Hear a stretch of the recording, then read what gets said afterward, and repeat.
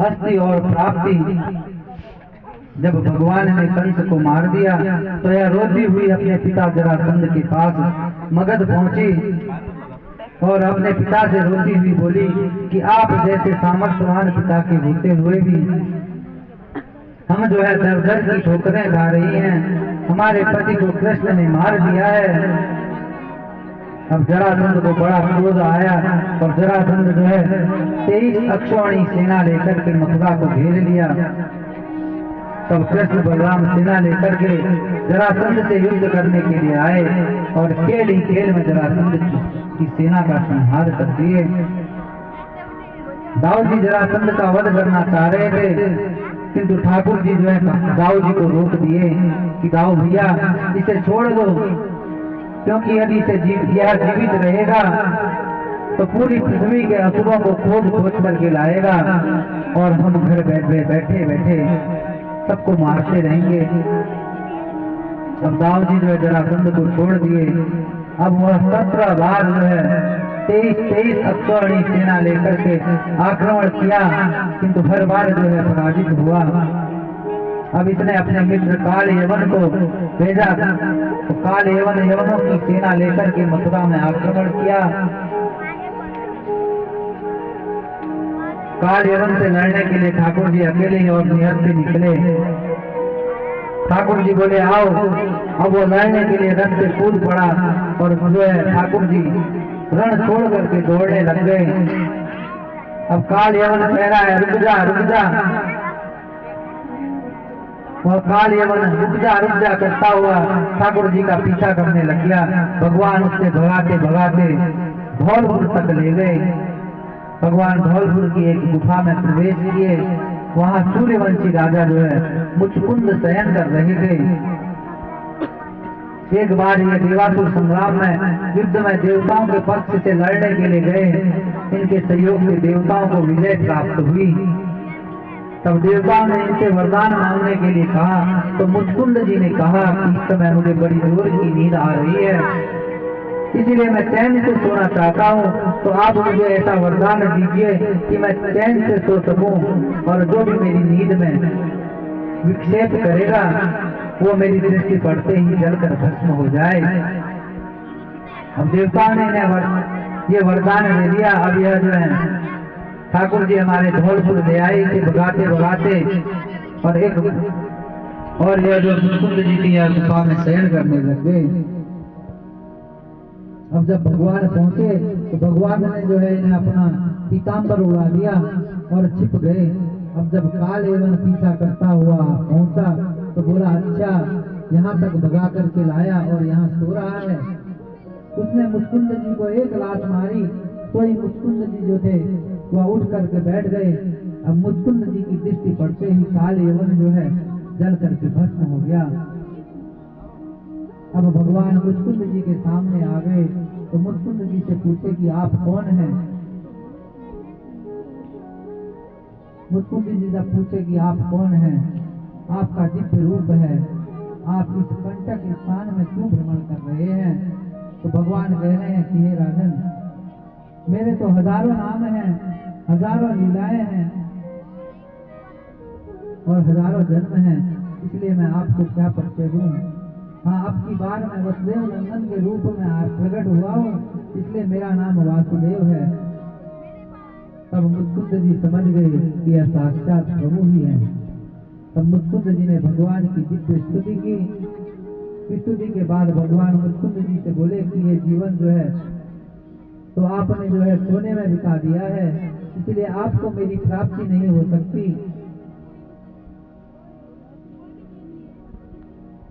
आगे तुम जाओ और कलयुग में मेरी भक्ति का प्रचार करो और तुम मेरे धाम को प्राप्त करोगे। तब कलयुग में यही नरसिंह भगत हुए हैं और भगवान की भक्ति का गुजरात में बहुत प्रचार किए। इसके बाद भगवान के धाम को प्राप्त किए। अब काल यवन के भस्म हो जाने के बाद जरासंध ने ब्राह्मणों को अनुष्ठान में बिठाया और बोला कि कान खोल करके सुन लो, अब की बार 18वीं बार मैं कृष्ण बलराम से लड़ने के लिए जा रहा हूँ।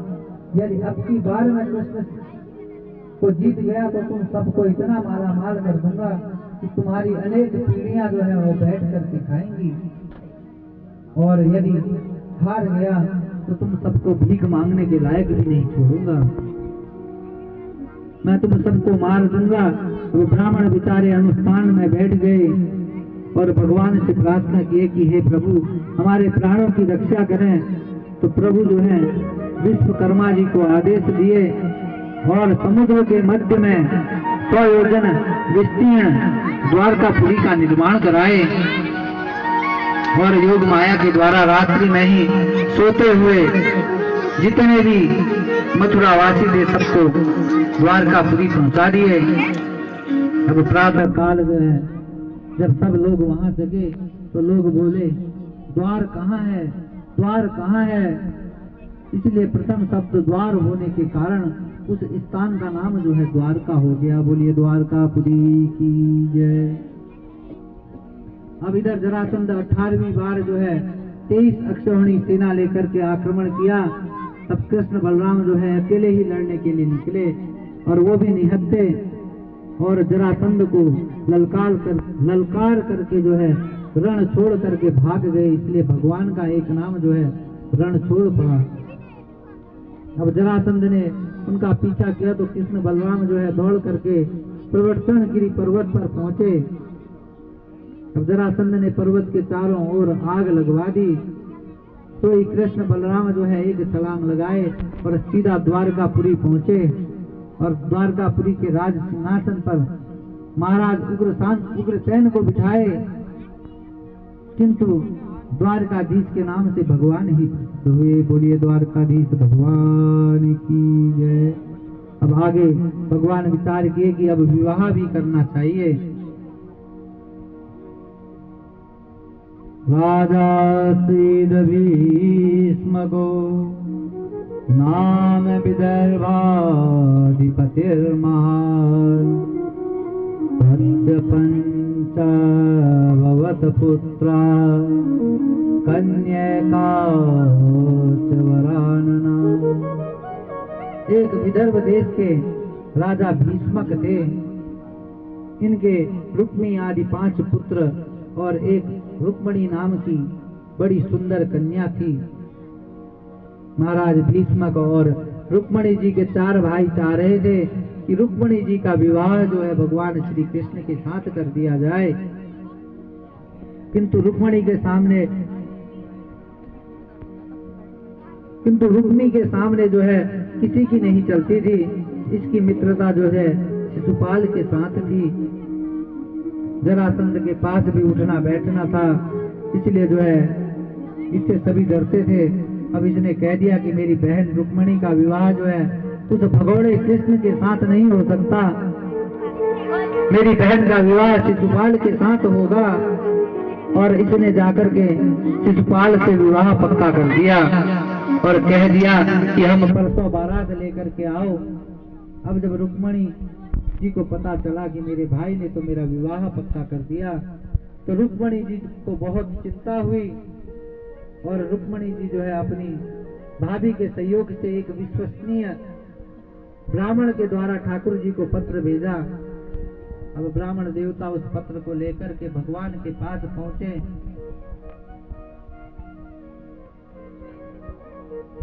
भगवान ने ब्राह्मण देवता का स्वागत किया, पूजन किया और निवेदन किए कि हे ब्राह्मण देवता, आपका आगमन कैसे हुआ। तो ब्राह्मण देवता ने कहा कि प्रभु, विदर्भ की राजकुमारी ने आपके लिए पत्र भेजा है, आप इसे पढ़ लीजिए और फिर जो भी मेरे लिए आज्ञा हो वो बता दीजिए। तो भगवान ने कहा, ब्राह्मण देवता, ब्राह्मणों से मेरी कोई बात छिपी नहीं है, इसलिए आप ही इस पत्र को पढ़ करके सुना दीजिए। तब ब्राह्मण देवता उस पत्र को पढ़ करके सुना रहे हैं। रुक्मणी जी कह रही हैं कि हे भुवन सुंदर, जब से मैंने आपके कर्ण विवरों के द्वारा आपके त्रिभुवन सुंदर स्वरूप के विषय में सुना है, तब से मेरे हृदय का जितना भी ताप था वह सब नष्ट हो गया है। ताप तो नष्ट हो गया है, परंतु आपके दर्शन की आकांक्षा रूपी तीव्र संताप बढ़ गया है।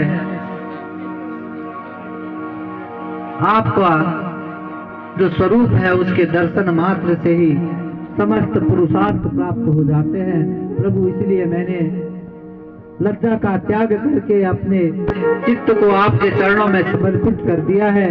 यद्यपि मैं जानती हूँ कोई भी कन्या आपके योग्य नहीं है, किंतु फिर भी मैंने आपको पति के रूप में स्वीकार कर लिया है और मैं आपकी हो गई हूँ। किंतु यदि शिशुपाल मुझे ले गया तो आपकी ही बदनामी होगी।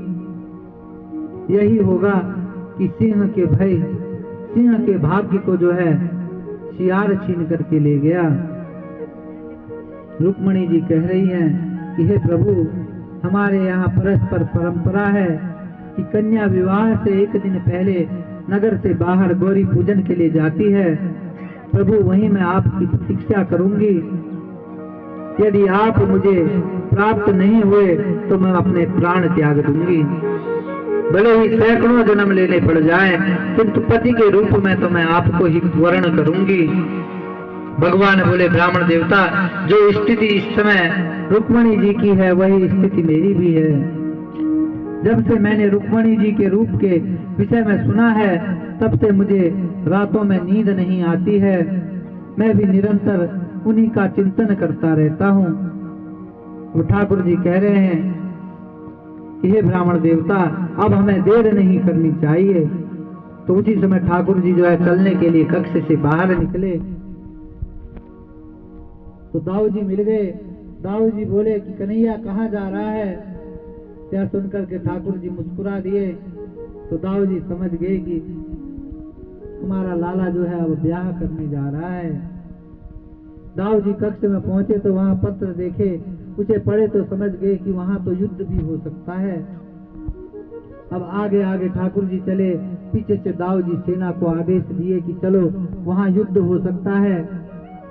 अब ठाकुर जी विदर्भ देश पहुंचे और बगीचे में रुक गए और ब्राह्मण देवता से बोले कि आप जाइए और रुक्मणी जी को संदेशा सुनाइए कि हम आ गए हैं।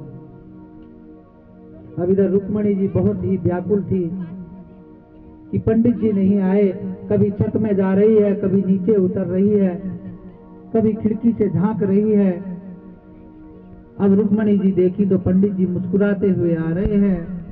तो रुक्मणी समझ गई कि हमारा तो काम बन गया।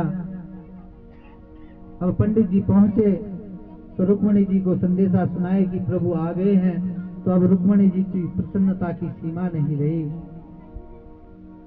उस समय रुक्मणी जी इतनी प्रसन्न थी कि ब्राह्मण देवता को देने के लिए कोई उपयुक्त उपहार ही नहीं दिख रहा था।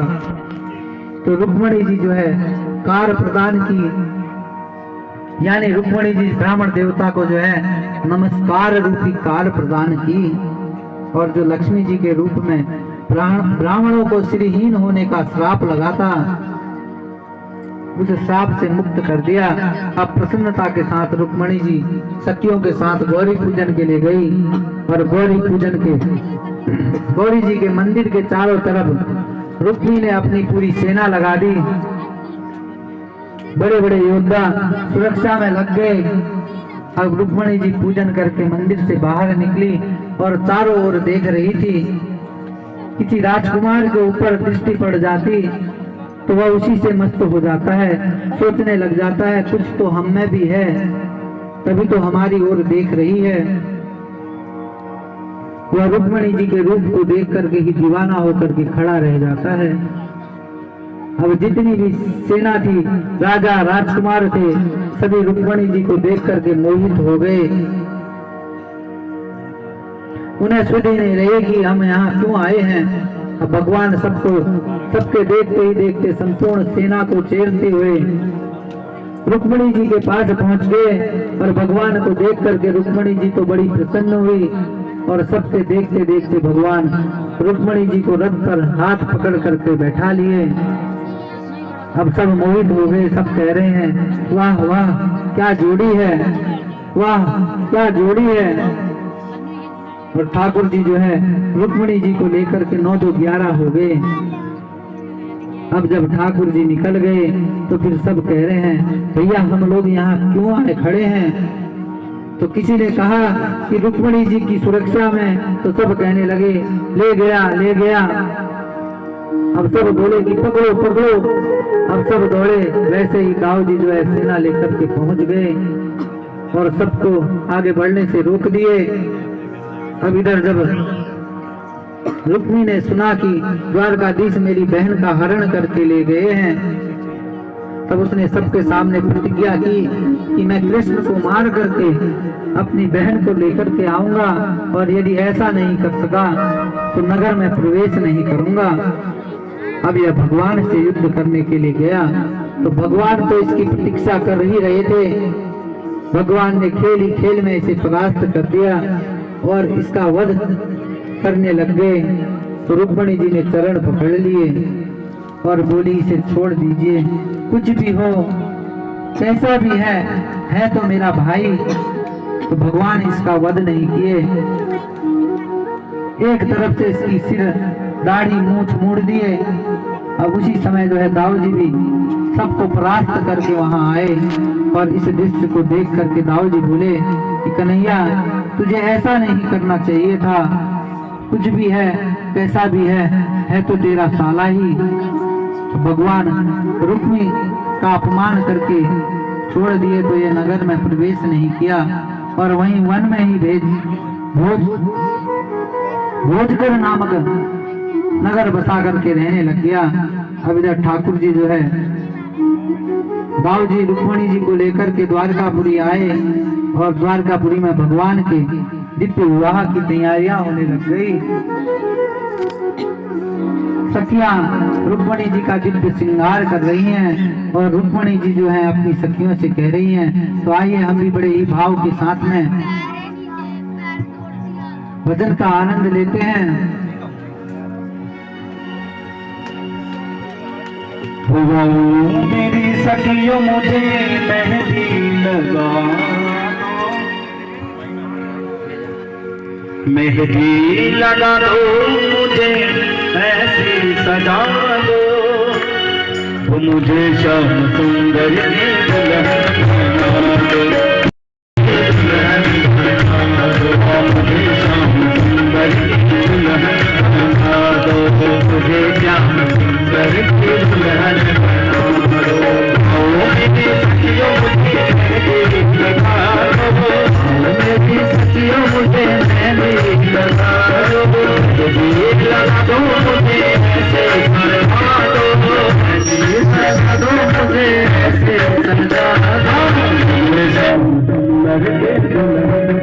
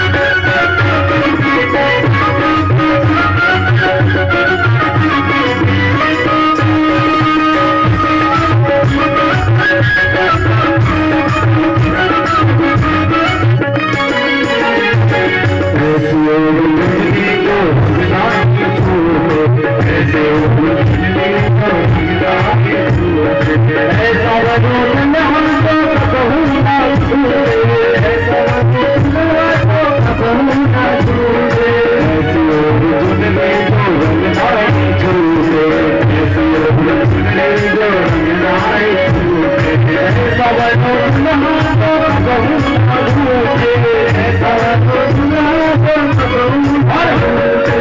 मैंने सुहाग दिया लगा दो मैंने सुहाग दिया लगा दो मैंने सुहाग दिया लगा दो मैंने सुहाग दिया लगा दो श्याम सुंदर के दुल्हन बना दो